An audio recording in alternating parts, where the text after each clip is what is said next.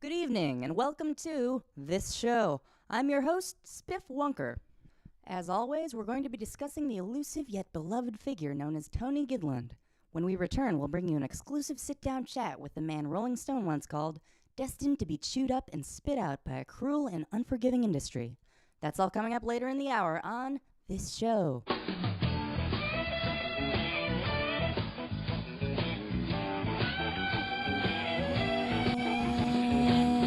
And we're back, and we're speaking with musician, writer, actor, director, Tony Gidlund. Thank you for taking the time to speak with us today, My Tony. pleasure. Wow, that's a hulk of a handshake you've got there.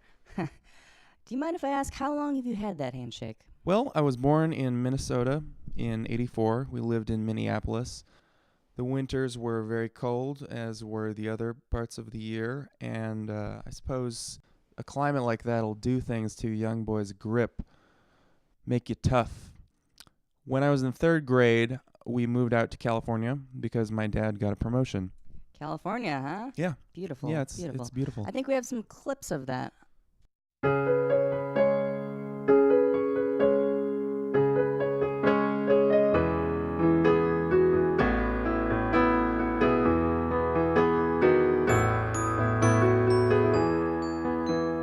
We've been on the run, driving in the sun, looking out for number one. California, here we come, right back where we started from. California. How about that? All right, I believe we have some viewer mail here. Our first letter comes from Jarlene in Ohio. She writes, love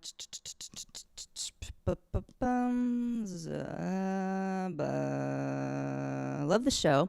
I'd like to ask y'all, what's the deal with that Tony Gidlund? What's he been doing with himself? Well, Jarlene, he's currently taking classes at the University of California San Diego Digital Arts Center Extension Program in hopes of getting his career back on track. As we all know, the Tonester has had some pretty lean years following the drizzly reception of his latest film vehicle, Dial W for Wedding. I think we have a clip.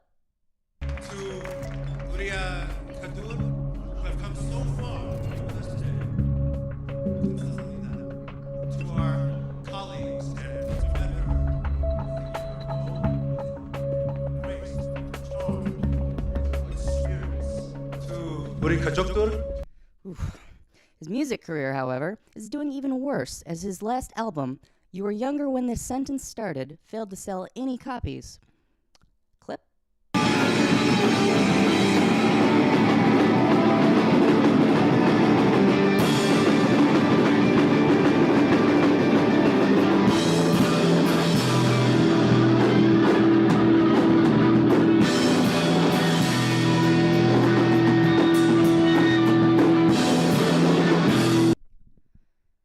So, what do you like to do in your free time when you're not working on film or musical projects? Well, I like to ride my bike around the lake, and I like to go to the zoo, but when I I'm believe we really have a clip of both of those things. To advise her if she breaks the rules I've said I'll quit, though I'll admit that hasn't happened yet. I believe she's lying. I trust her to undermine my faith in her in time. I have every confidence that she'll dismantle. I think we have some clips.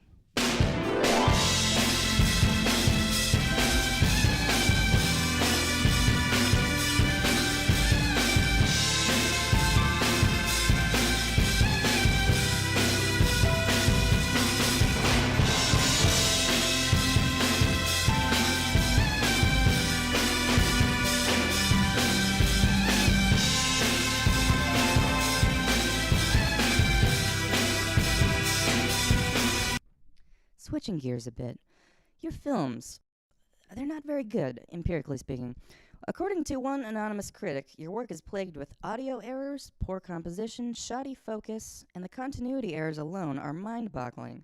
Watching one of your films is akin to jumping off a freeway overpass where the cars are technical errors. What I'm getting at, in a roundabout way, is how did you get started and what are your influences? Wow, well, I guess I just sort of fell into it. I've never owned a camera. I've never written a script. And how many films have you actually completed this far? Just this one. Mm-hmm. I guess the things I was influenced by the most were the weird little cult TV shows that had the really quirky sensibilities, like Pete and Pete, Bob and David, Tim and Eric. I like music videos by Spike Jonze, Michelle Gunn. I'm going to have to cut you off right there. This segment's running a little long. You can't just edit this? Yeah, well, if you want to do all that stuff, you can be my guest.